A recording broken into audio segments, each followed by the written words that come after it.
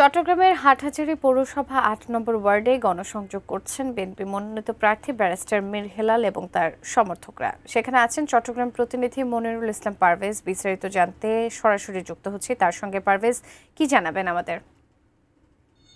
আচ্ছা, সূচনা বলি, চট্টগ্রামের 10টি আসনে বিএনপি মনোনীত প্রার্থীদের নাম ঘোষণা করা হয়েছে। আমরা আজকে চট্টগ্রাম হাটহাজারী আসনে এসেছি, চট্টগ্রাম 5।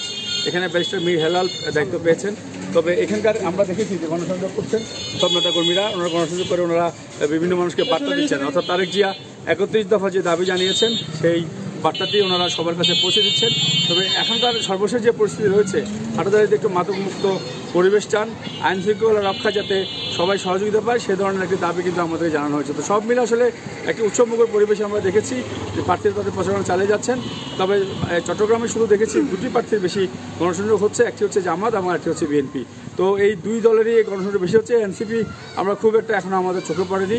আপাতত এই দুই দলের গণসংযোগটি আমাদের চোখে পড়েছে। তো আপাতত হাটহাজারী থেকে চট্টগ্রাম 5 আসনের গণসংযোগ আমার কাছে এতটুকু রয়েছে।